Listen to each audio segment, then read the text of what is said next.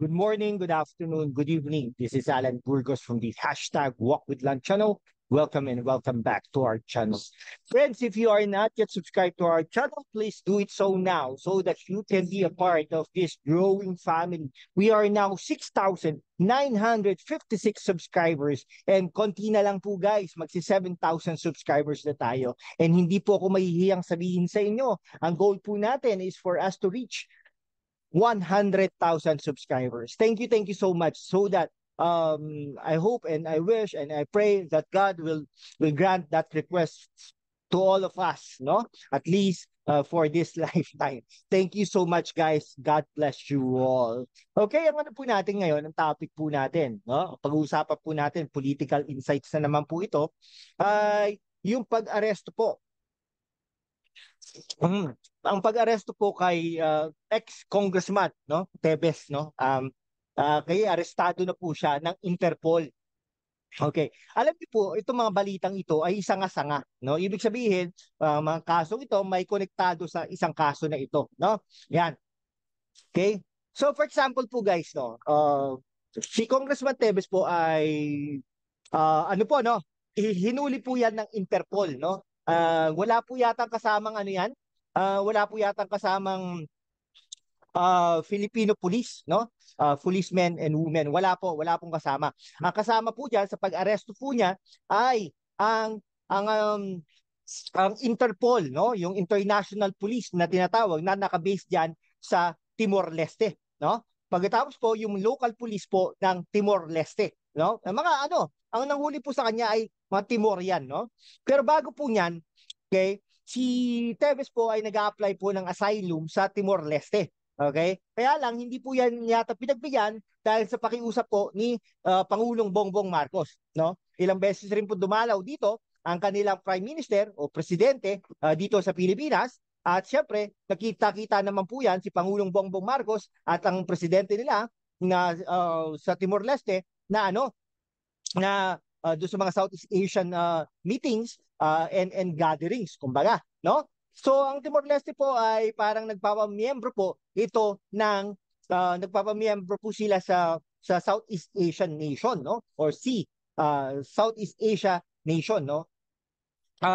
Tama ba 'yun? Southeast Asia Southeast Asia countries, no? Okay, officially hindi pa yata sila miyembro, no? Parang temporary pa lang yung pag-membership nila. Pero syempre, sooner or later, with the sponsorship of the Philippines, magiging full member na sila ng Southeast Asia, no? Okay, so ganun po yun, no? So hindi po inaprubahan yung asylum request ni Congressman Tevez. Pero bago po yan, nagproseso po, no? Nawala po yan sa Congress, no? Una, sinuspinde, tapos inalis na rin po sa roll call yan, tapos dineklara din po yan terorista ng gobyerno ng Pilipinas. Okay, may mga kaso yan sa Pilipinas, no? Tapos siya po ay napagbintangan, no? O allegedly na napagbintangan o gumawa ng pagpatay o mastermind kay Digamo, no? Yung gobernador ng gobernador ng isang probinsya sa Pilipinas na si Digamo, no? Yun, namatay nga po, no? Pinasok po yata yun sa bahay eh. Hindi ko po alam. Pero yun po, no? Okay. So, ang ano po diyan, talagang ano, no? Okay, ito po ang dito, no, siste, no. Si ano po, si Pastor Apollo Kibuloy ay wanted sa US, no, ng daming kaso, no, allegedly mga child trafficking, no, sex abuse, no, child abuse, no, rape, etc., no. And then yung may mga parang illegal ano pa, no, marami pa siyang kaso no, allegedly sa US, no. Kaya lang ang US at saka Pilipinas may extradition treaty. Kumbaga, di ba? May extradition treaty po yan, no? So, pwedeng i-extradite. Okay. Kaya hindi po nagagawa yun ng Pilipinas dati at saka US dahil nga po hindi naman po masyadong magkaibigan sa panahon ni Pangulong Duterte. Okay, ganun po yun. No? Ngayon, nagkakaso na siya, papaaresto na siya sa Senado, sa Kongreso, sa House of Representatives ay susunod na yan. Okay, ito po ang siste dito, no? Okay, kung walang lakas ng loob, no? Walang lakas ng loob na mag-aresto ang local police ng Davao at saka ng Pilipinas kay Pastor Apollo Kibuloy, pwede pong daanin yan sa Interpol. Okay? Yan, Interpol. Kasi ang nag-aresto po kay Teves ay Interpol. No? Wala namang kinalaman yung wala namang po kinalaman ang pulis ng Pilipinas, pulis po ng Timor-Leste at Interpol ang umaresto diyan, no? Actually, may nagsabi pa po sa atin na habang inaaresto siya, okay, bago siya inaresto ay naglalaro pa yan ng golf, no? Golf, golf, golf. Ayan. Kaya po ganun po talaga, no? Sarap buhay lang si Congressman Teves.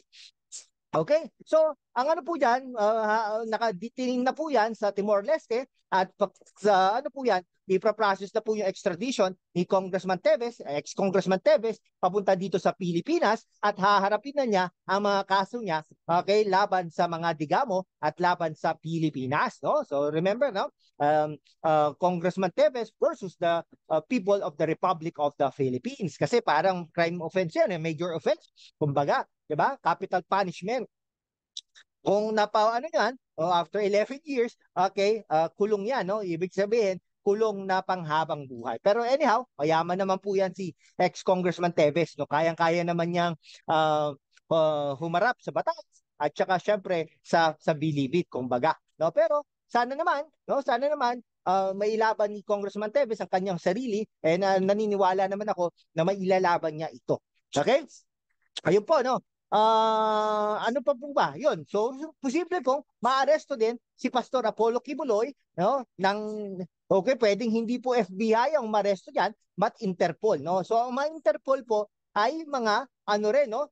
Parang may ano yan may parang meron po silang counterpart dito, no, sa Pilipinas. May nakaano rin po yata dito, naka-base dito na Interpol na mga Pilipino din.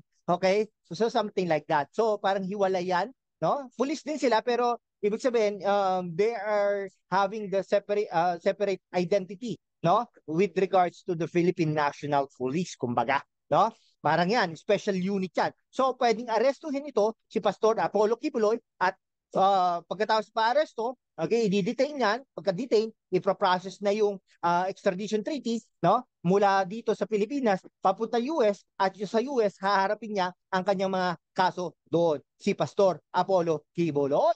Okay, sige. Hanggang dito na lang po mga kaibigan ko, no? Kung hindi ka pa nakapag-subscribe sa ating channel, mag-subscribe ka naman para naman we can be able to maintain and sustain this channel, no? Unti-unti na po tayong dumadami mga kaibigan ko. Maraming salamat po sa inyong lahat. Mag-iingat po kayo lagi. God bless you all.